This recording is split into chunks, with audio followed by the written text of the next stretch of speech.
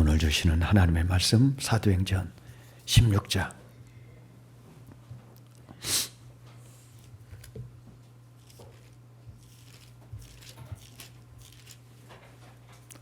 사도행전 16장 19절로 34절입니다. 사도행전 16장 19절로 34절까지 제가 한 절 여러분이 한 절 교독합니다. 여종의 주인들은 자기 수익의 소망이 끊어진 것을 보고 바울과 실라를 붙잡아 장터로 관리들에게 끌어갔다가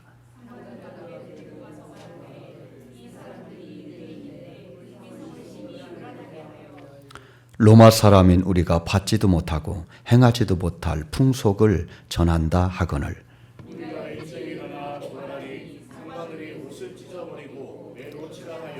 많이 친 후에 옥에 가두고 간수에게 명하여 든든히 지키라 하니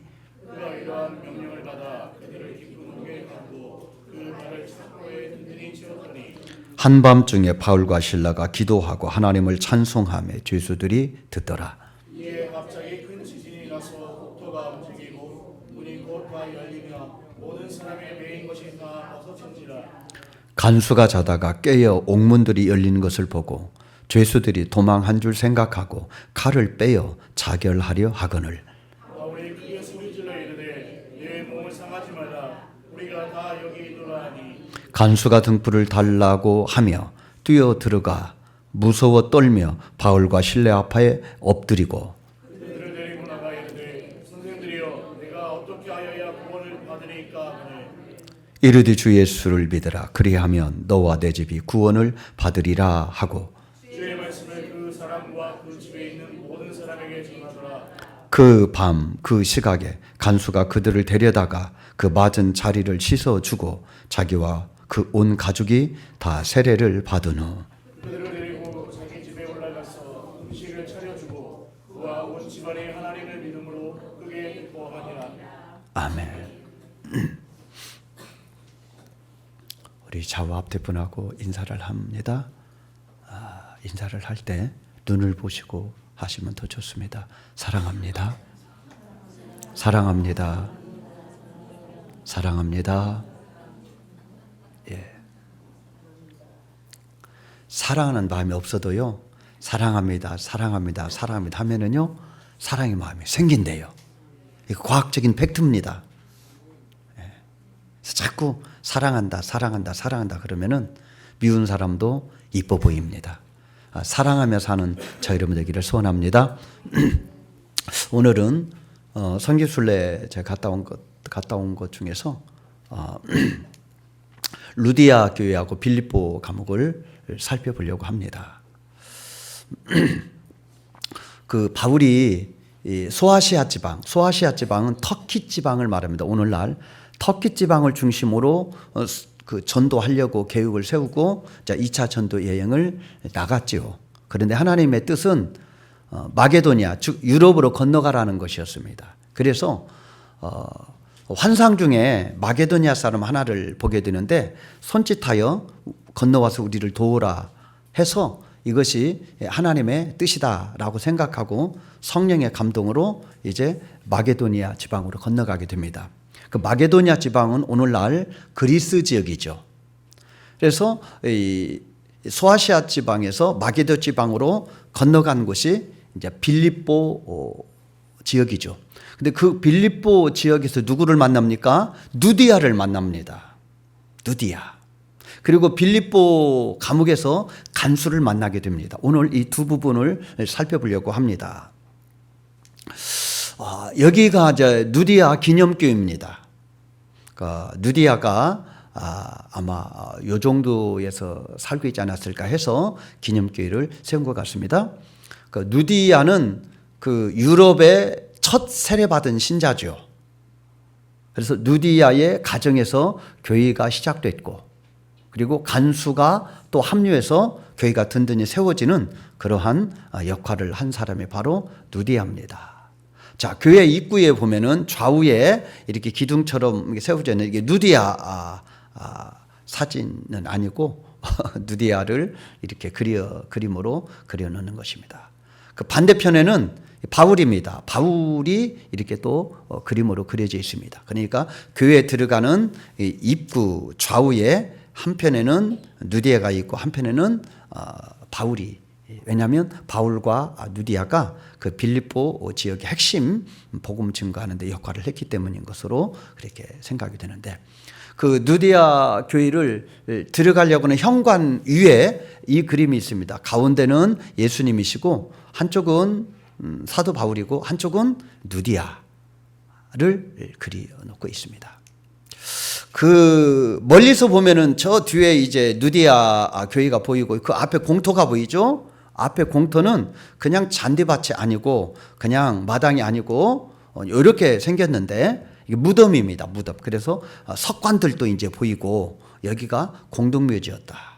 공동묘지였다라고 하는 의미는 성 밖이 아니고 성 안이 아니고 성 밖이라는 거예요.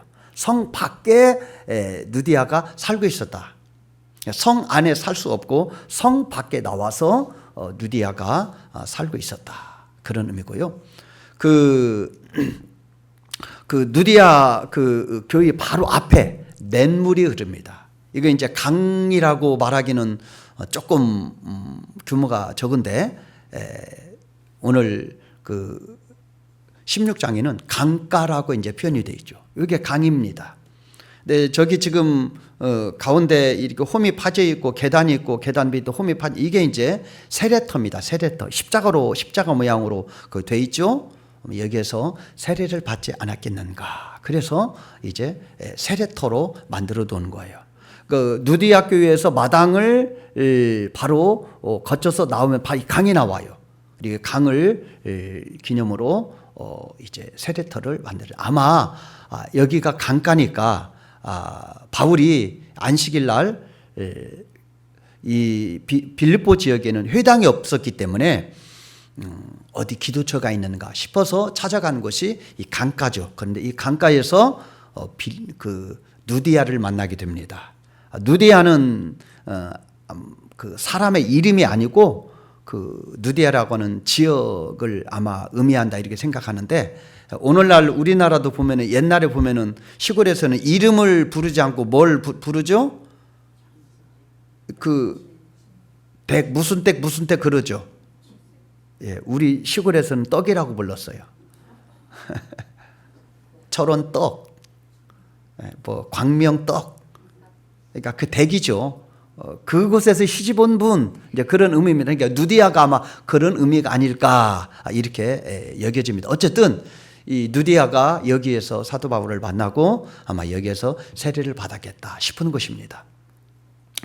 바로 이제 그 근처에 이게 이제 빌립보인데, 이 좌측에 지금 돌이 좀 보이잖아요. 이게 길입니다. 로마 시대에 생겼던 길. 여기가 20년 전만 해도 시내버스가 다녔다고 합니다. 20년 전에도 이 앞으로 시내버스가 달렸는데, 그 우측으로 보면은 여러 이 그 돌무더기 같은 것이 많이 있는데 여기가 과수원이었다고 합니다.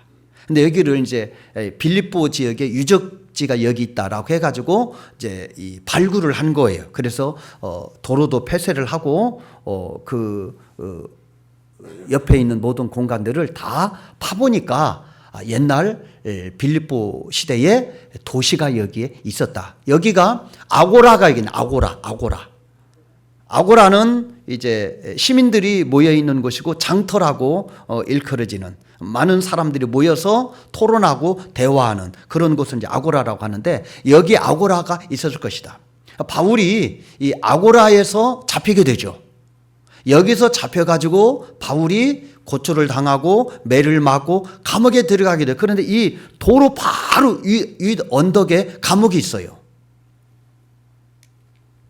이게 이제 그 도로 그 옆에 붙어 있는 그런 공터인데, 그 옛날 그 유적지 흔적들이 보이죠?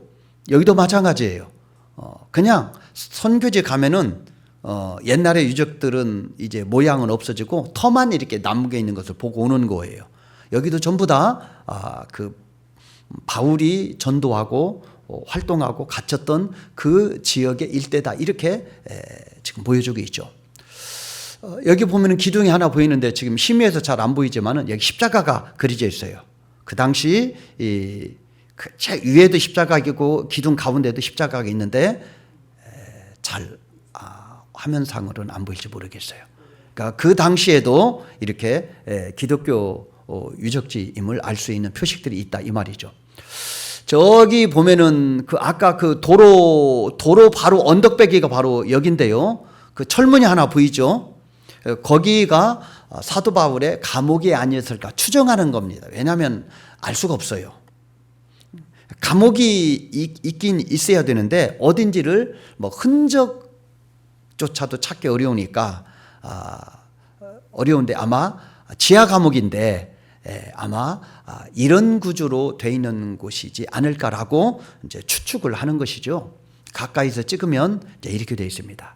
그 안에 들어가면 이제 구덩이가 돼 있는 것이죠. 이렇게 이제 되어 있습니다. 아마 이런 곳에서 바울이 갇혀 있지 않았겠는가 이렇게 추정을 해볼 수가 있습니다. 자, 어쨌든 바울이 이 누디아가 자기 집을 내놓고 누디아 집을 중심으로 전도 활동을 하다가 어느 날 귀신 들려 점치는 한 아이를 고쳐주죠. 그로 인하여 귀신 들려 점치는 그 여인이 돈을 벌어서 이익을 보는 사람들이 이 바울과 실라를 이제 잡아가지고 관원들에게 고자리를 하고 이제 고발을 하게 됩니다. 그래서 재판도 받지 않고 전후 사정을 묻지도 않고 그냥 무차별적으로 구타를 하고 채찍을 때리고 감옥에 가둬넣게 됩니다. 감옥에 갇혀서 이 바울이 엄청 힘이 들었지만은 바울과 실라가 감옥 안에서 찬송과 기도할 때에 지진이 나고 옥토가 흔들리고 옥문이 열리고 바울을 맸던 착고들이 풀려지는 역사가 일어나게 됩니다. 간수가 놀랍니다. 왜? 상식적이지 않기 때문에 그렇습니다. 왜냐하면 그 정도 됐으면은 죄수들이 다 도망갔으리라고 생각을 했는데 바울과 실라가 안 도망가고 이 감옥 안에 있었던 것입니다. 그래서 너무 이 간수가 놀라서 이제는 바울을 지키는 자로서 모습이 아니라 이제는 존경할 모습으로 두려워 떨며 바울 앞에 무릎을 꿇고 이렇게 말합니다. 선생님이요, 우리가 어떻게 하여야 구원을 얻을 수 있겠습니까? 그때 유명한 말씀을 하죠. 주 예수를 믿으라. 그리하면 너와 내 집이 구원을 받으리라. 그 말씀을 듣고 간수가 사도 바울의 상처를 치료하고 닦아주고 자기 집으로 초청하고 자기의 모든 식술들을 불러 모아서 바울의 말을 듣고 바울의 말을 믿고 그리고 세례를 받아서 결국은 빌립보 교회를 세우는 큰 역할을 했더라 이 말입니다. 바울이 빌립보에 도착을 해서 우여곡절이 많았어요. 억울한 일도 당하고 감옥에 갇히기도 하고 억울한 일이 많았지만은 그 일을 통하여 선교의 목적이 달성되고 있는 것을 보게 됩니다. 왜냐하면 성도를 얻었고 교회를 세웠기 때문에 그런 것입니다. 바울은 전도 여행 중 많은 고난을 당했습니다. 그래서 고린도후서 1장에서는 그 고난을 이렇게 표현합니다. 나는 사형 선고를 받은 것 같았다. 얼마나 삶이 힘들고 어려웠으면 표현을 그렇게 했을까요? 그래서 바울은요, 돌에 맞아서 죽었다고 생각해서 버리기까지 했어요. 많은 태장을 맞기도 했고요. 춥고 배고프고 굶주린 그런 삶을 살기도 했습니다. 그리고 억울한 일을 당하고 감옥에 갇히기도 하고 도망 다니기도 하고 그럼에도 불구하고 사도 바울은 포기하지 않았습니다. 좌절하거나 절망하지 않았다 이 말입니다. 바울의 믿음은 삶과 연결되어 있기 때문인 줄로 믿습니다. 사형 선고를 받은 것과 같은 상황 속에서도 좌절하고 절망하지 않은 것은 바울의 믿음은 삶과 연결되어 있는 그런 믿음이었기 때문에 그런 싸움 속에서 항상 믿음이 작동이 되고 믿음의 역사가 일어나게 된 줄로 믿습니다. 믿음이 실제가 되는 삶, 그것이 바울의 믿음이었습니다. 히브리서 11장 1절을 보면 믿음은 바라는 것들의 실상이다, 보이지 않는 것들의 증거다. 믿음은 바라는 것들의 실제라는 거예요. 우리의 믿음이 우리의 삶 속에 실제로 나타나야 될 줄로 믿습니다. 믿음은 보이지 않는 것들의 증거라는 것입니다. 보이지 않는 것을 우리가 믿는 것 같지만은 그것이 확실하고 증거로 우리의 삶에 나타나야 될 줄로 믿습니다. 하나님이 내 삶의 실제가 되고 믿음이 내 삶의 실제가 될 때 그의 삶이 얼마나 아름답겠는가를 생각해 보십시오. 우리가 믿는 믿음은요, 이론이 아니고 실제고, 우리가 믿는 하나님은 상상 속의 하나님이 아니고 지금 우리와 함께하는 하나님이신 줄로 믿습니다. 그러면 우리가 늘 고민해야 될 게 있습니다. 그 하나님이 나의 삶의 실제가 되어야 된다고 하는 것입니다. 그 하나님을 믿는 믿음이 나의 삶의 실제가 되어야 될 줄로 믿습니다. 그래서요, 믿음의 사람들은 상황과 조건이 정말 어려울 때도 좌절하지 않았습니다. 오히려 그 상황 속에서도 감사를 합니다. 그리고 그것을 뛰어넘어서 순교의 자리까지 갑니다. 믿음의 사람들은 상황과 조건에 굴복하는 것이 아니라 그것을 뛰어넘는 믿음의 역사를 일으키게 된 줄로 믿습니다. 사람은요, 환경과 조건에 민감합니다. 우리가 언제 슬퍼하고 힘들어하고 스트레스 받습니까? 환경이 어려워질 때예요. 조건이 나빠질 때예요. 여러분, 돈 때문에 잠 못 자본 적 있습니까? 빚을 얻어서 살 수밖에 없는 상황이면 얼마나 힘이 든 상황입니까? 빚을 갚아야 되는데 돈이 없어서 빚을 갚지 못하고 사정해야 될 상황이 된다면 그의 삶이 얼마나 곤고하겠습니까? 양식이 떨어졌는데 양식을 살 수 있는 돈이 없다면 얼마나 고통스럽겠습니까? 뿐만 아니라 건강이 무너졌다면 얼마나 또 고통스럽겠습니까? 그렇게 건강했는데 건강이 무너져서 이제는 남의 도움을 받아야 되고 병원에 가야 될 상황이라면 얼마나 그의 삶이 무겁고 고통스러운 삶이겠습니까? 뿐만 아니라 세상 일이 잘 안 풀리면 그것 때문에 힘이 듭니다. 원하는 일을 만나면 좋은 텐데 원치 않는 일들을 만나게 되면 정말 잠 못 자는 날들이 반복이 됩니다. 고통스러운 문제를 만나면 우리는 신음합니다. 스트레스를 받습니다. 밥을 먹지 못합니다. 그런데요, 믿음의 사람들은 이때 하나님을 깊이 만나게 되고 그리고 믿음이 실제가 됨을 경험하게 되는 줄로 믿습니다. 이럴 때 믿음이 작동되는 것, 정말 하나님에 계시다면 이럴 때 하나님을 만나게 되고 내가 가진 믿음이 진실이라면 이럴 때 믿음이 작동될 때 역전의 일들이 일어나게 될 줄로 믿습니다. 본문의 바울의 믿음이 바로 그런 믿음입니다. 실제가 되는 믿음, 하나님이 실제가 되는 믿음, 믿음이 실제가 되는 믿음, 이 믿음이 사도 바울의 믿음인 줄로 믿습니다. 사도 바울이 처한 현실이 지금 어떻습니까? 사울이 지금 머문 장소는요, 감옥입니다. 감옥은요, 자유가 없는 곳입니다. 갇히는 곳입니다. 더군다나 사도 바울은 지금 무엇을 잘못해서 잡혀온 게 아니잖아요. 억울합니다. 아니, 재판 정도는 해야 되는데 재판도 하지 않습니다. 그리고 채찍질을 하고 발에 착고를 채워서 감옥에 집어 넣었습니다.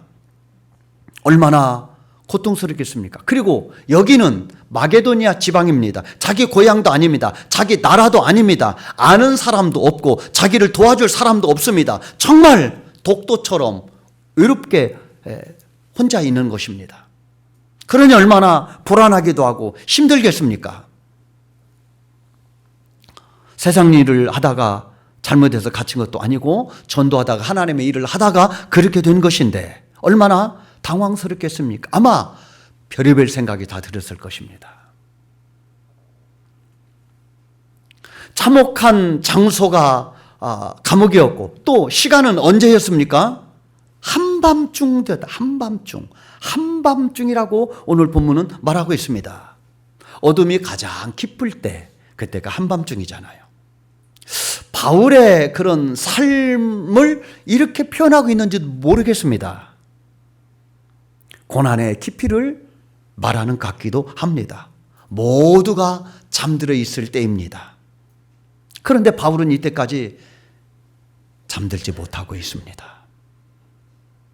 왜 바울이 잠을 자지 못하고 한밤중까지 깨어 있었는지는 성경에는 나오지 않지만은 아마 그가 하나님을 깊이 묵상했을지도 모르겠습니다. 왜냐하면 하나님이 이곳에 가라고 그래서 왔고 하나님이 하시라고 하는 일을 했는데 어찌 나에게 이런 일이 벌어집니까? 알 수가 없어서 그 하나님의 뜻을 찾고자 깊이 묵상했을지도 모르겠습니다. 아니면 갈등하고 있을지도 모르겠습니다. 이게 뭐지? 이런 결과라면은 나 하나님의 일 하기 싫어. 아마 이렇게 갈등했을지도 모르겠습니다. 그는 한편으로는 고통스럽고 억울하기도 하고 분노가 치밀어 올 상황이면은 틀림이 없습니다. 그런데 감옥에 들어가고 나서 그가 묶인 상태로 처참하게 감옥에 던져진 그 상황에서 한밤중까지 그러한 우여곡절의 그런 상황을 보내고 난 다음에 결론이 뭐냐? 바울의 결론이 뭐냐? 바울이 어떻게 했느냐? 그가 한밤중쯤 되어서 찬송과 기도를 하게 된 줄로 믿습니다. 간수가 이상한 소리를 듣습니다. 그 시간이면은 조용할 시간이고 잠을 자야 될 시간인데 간수가 듣는 소리는 이상한 소리를 듣게 됩니다. 평상시에 들어볼 수 없는 소리입니다. 평상시에 듣는 소리는 신음의 소리입니다. 아픔의 소리입니다. 원망의 소리입니다. 저주의 소리입니다. 불평의 소리입니다. 그런 소리가 들려야 마땅한 곳인데 난동을 피우고 억울하다고 분노하는 소리가 들려야 마땅한 곳인데 그런 소리는 들리지 않고 기도와 찬송 소리가 들리고 있습니다. 한밤중이니 얼마나 잘 들렸겠습니까? 이 소리는 감옥에 어울리는 소리가 아닙니다. 한밤중에 어울리는 소리도 아닙니다. 오히려 비명과 한숨과 원망과 불평의 소리가 어울리는 장소고 어울리는 시간입니다. 그런데 그 소리는 하나님을 찾는 소리고 하나님을 영화롭게 하는 믿음의 소리였다 이 말입니다. 그 하나님을 찬양하는 찬양과 하나님께 간구하는 기도가 지진이 나서 옥터를 흔들게 된 줄로 믿습니다. 옥문이 열려지게 된 줄로 믿습니다. 바울을 묶는 착고가 풀려지게 된 줄로 믿습니다. 하나님이 도우시면 이런 일이 벌어지는 거예요. 사람이 할 수 없는 일들이 벌어지게 될 줄로 믿습니다. 그러므로 감옥 같다고 생각하는 환경이 있습니까? 아니면 한밤중 같은 어두움 속에 내가 갇혀 있다고 생각하고 있습니까? 절제절명의 순간이기 때문에 내가 할 일은 한숨밖에 없고 그리고 원망과 좌절과 분노밖에 할 수 없다고 생각합니까? 사도 바울은 바로 그 시간에 그런 상황 속에서 찬송과 기도할 때 하나님의 보좌를 움직이는 믿음의 역사가 일어나게 된 줄로 믿습니다. 우리가 잘 아는 찬양이 있어요. 여기에 딱 맞는 찬양이니 함께 한번 불러보도록 하겠습니다. 울고 있는 형제여 왜 찬송을 잊었는가? 어둠 속의 찬송은 기적을 부른다오. 바울과 실라가 빌립보 감옥의 문을 찬송으로 열었다오. 고통의 문을 찬송으로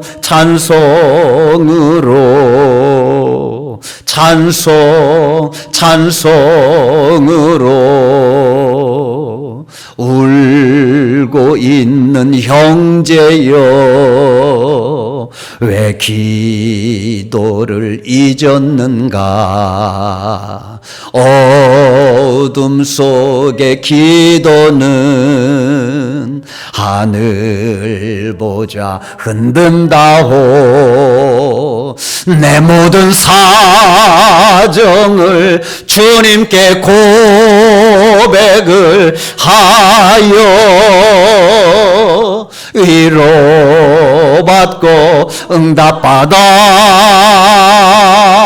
참 평화를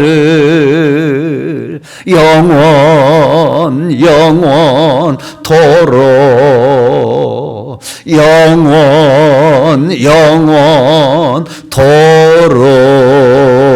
영원토록. 아멘. 찬송과 기도가 바울의 모든 것들을 역전시키게 된 줄로 믿습니다. 인생은요, 굴곡이 있습니다. 그래서 어떤 사람은 인생은 종합선물 세트와 같다, 그렇게 말합니다. 여러분, 종합선물 세트 아시죠? 여러 가지가 들어있어요. 내가 마음에 드는 것도 있고 마음에 안 드는 것도 있을 수 있어요. 필요한 것도 있고 필요 없는 것도 있을 수 있어요. 그런데요, 종합선물 세트는 다 받아야 돼요. 다 받아야 돼요.